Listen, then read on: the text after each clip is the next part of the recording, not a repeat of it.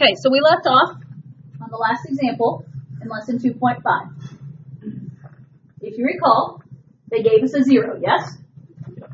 And once they gave us that 0, we knew, since it was a complex 0, or had a non-real portion, that there was also another 0 just like it, right? Yes. And so we automatically knew 2 of our zeros due to the complex conjugates theorem. So we started with 1 minus 2i. We were doing the lovely math behind that, right? You guys weren't too happy with me, I don't think, but that's all right. Okay, and good news is it worked out. 1 minus 2i, we got that remainder of 0, which we already know that's a 0 because they told us that's a 0, right? But we need the information that provides. Because keep in mind, we have to have 4 zeros when we get done, right? Because it's x to the 4th. And if you remember when we started this problem yesterday, some of you graphed it. And how many places did it touch the x-axis? None, because none of them are going to be real zeros. So we need the information this gives us. Okay, so we did 1 minus 2i, got the remainder of 0. Now what?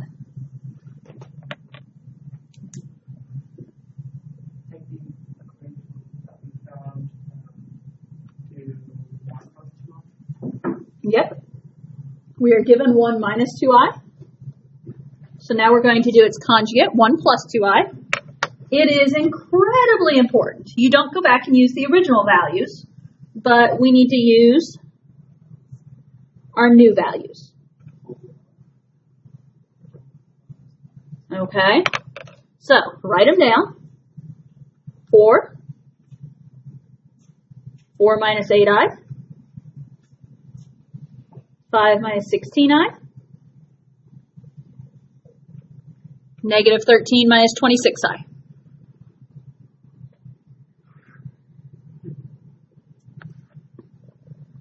Okay, we made that row kind of small, but step 1, you need to drop down the 4. Drop the 4. I'm going to zoom in on this since that's the portion we need to see right now. Drop down the 4. And then we're going to multiply, distribute. So 4 times 1 plus 2i is going to give me 4 plus 8i.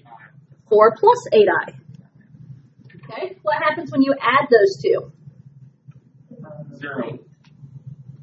4 plus 4 is 8, but the 8 i's cancel, so it's just 8. Well, that worked out nice. So now we're multiplying 1 plus 2i times 8. What's 1 plus 2i times 8? 8 plus 16i. Oh, that's good news. 13. 5 and 8 is 13. The 16i's cancel. So now 1 plus 2i times 13, which is 13 plus 26i. Oh, surprise, surprise. It's a 0. And I guess I should have warned you. Good news is we didn't have to FOIL any on that one, did you?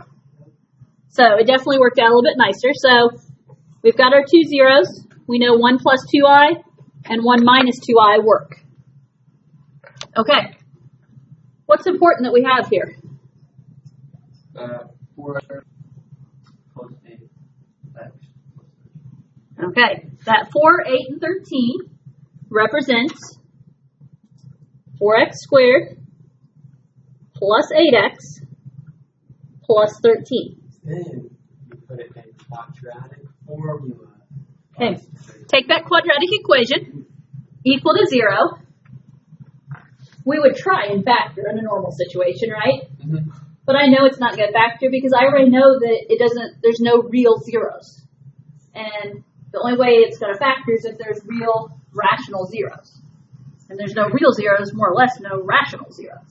So, set it equal to 0. Quadratic formula, here we go. My singing voice isn't on there. Okay, x equals negative b, negative 8, plus or minus the square root of b squared, which is 8 squared, minus 4 times A, which is 4, times C, which is 13, all over 2A, which is 2 times 4. Sorry, I didn't see you walk in, so it just startled me. I was like, yes. Okay, did you keep going? Yeah. Negative 8 plus or minus 8 squared is 64. Actually, you guys are pre-cal, so I'd do this all at one. 64. 4 times 4 times 13.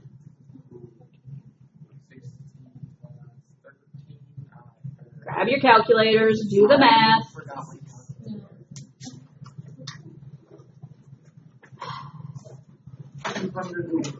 Okay, so 64 minus 208.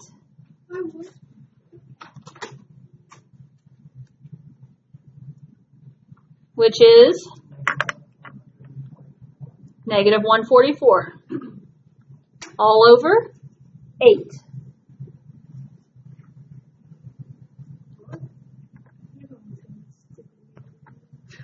So, negative 8 plus or minus, what's the square root of negative 144? Well,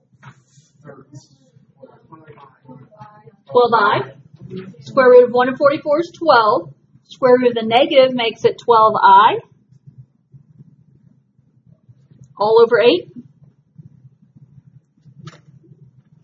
You don't want to leave it as a fraction form because we're going to do the linear factorization.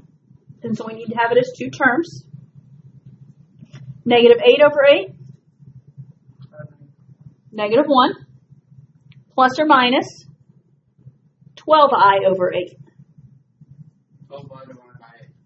So what's 12 over 8 reduced to? 4 over 3. 4 over. Divide 12 and 8 by 4. 3 over. 3 over 2. So 3 halves I. I'm not in the math zone today. Okay. That's right. I've made that exact mistake already today. So that's why I could say no so quickly. Okay. So now, do we have our 4 zeros? Yes. Yes. Yeah, because by finding negative 1 plus or minus 3 halves I, we just found 2 more. So, the directions were to write this as a linear factorization. Okay. We have to write the final answer. Now, I'm actually going to write my final answer in 2 different ways. Okay? One way, which is what's going to be the obvious way to you, and then we're going to play with it just a little bit to make it what the book's going to show. Now, before I go any farther, I'm realizing this class, I have forgotten to share an important detail. Go back up to your original problem real quick. What was our A value? A. A is 4. A is 4. If you have an A value other than 1, you need to make sure you carry it down and put it at the front of your linear factorization. Okay, I forgot to share that yesterday, and I'm forgetting until right now. Now, if you look up at the example we did at the top of this page, it was 1x to the 5th. So A was 1, so we didn't have to worry about it. And I fall into that, I forget to mention that. Sorry. So, A is 4. So, the first thing I'm going to start with is automatically, when I get down here, before I even write my linear factors out, I'm going to have a whole number 4 out front. Okay? So, yes, that could make a little bit more sense with some of the things you saw in the answer key last night. Or like, if you're looking up like odds or something.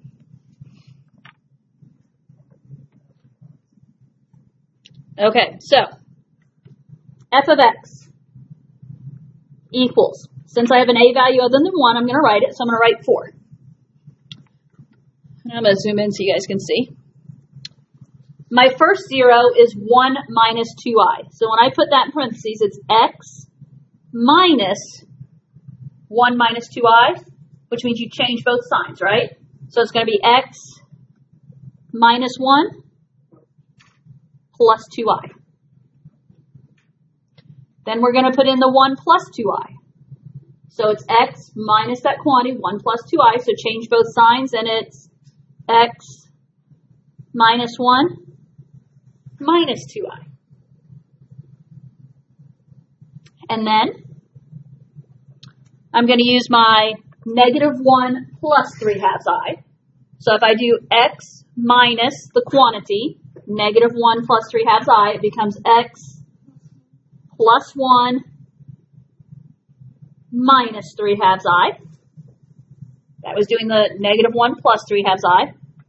And then, now I'm going to do negative 1 minus 3 halves I.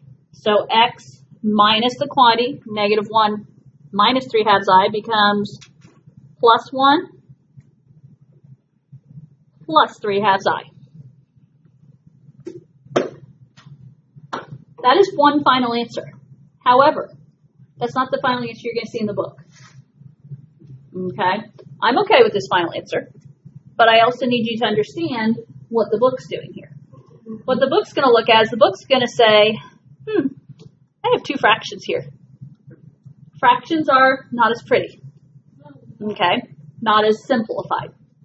Now, if we didn't have anything to do about it, or we could work with, it might not be so easy. But we have a 4 out front, yes? Okay. So what gets rid of a denominator of 2?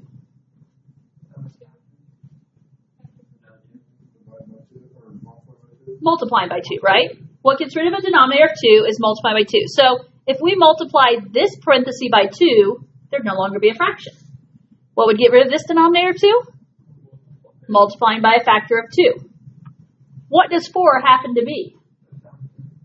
2 times 2. So the idea is you can split that 4 into 2 times 2, 1, 2 into this factor, 1, 2 into this factor. Okay, because when this says times 4 out front, this isn't 4 times each of these factors. Okay, it's like anything else when you multiply in pairs. So, if we are trying to multiply this all out, for some crazy reason, this 4 would just go into one of them. It wouldn't go into all of them, or you'd wait till the end. So, what I'm trying to show you is that this 4 can be broken up into a 2, which we take to this parenthesis, and a 2, which we take to this parenthesis. And we're going to write out what that answer would be. And then I promise you I'm done. So, f of x equals. Now, the 4 is going to be gone because we're multiplying it into other parentheses, right? The first parenthesis of x minus 1 plus 2i is going to stay the same. You can put it down below if you want to. I probably should because I'm really squeezing. The second parenthesis of x minus 1 minus 2i is going to also stay the same. My third parenthesis, I'm going to multiply by 2, which means I'm going to distribute 2. So if I distribute 2 into that, it becomes 2x plus 2 minus 3i. And the fourth parenthesis, I'm going to distribute the other 2. And it becomes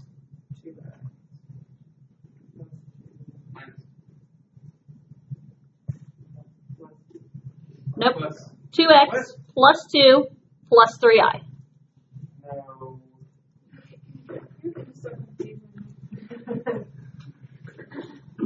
You know what? The problem was I made a mistake in my morning class, so. Great minds think alike. Both answers are equivalent, okay? I personally will accept either answer. I just I feel like it's important to show that simplifying sometimes. Is that what you have to do on like the last couple ones in homework too? Yeah. Because I got to a point and I was like, I really don't. Yep, it happens on the last few in homework. Okay, get what you need from there.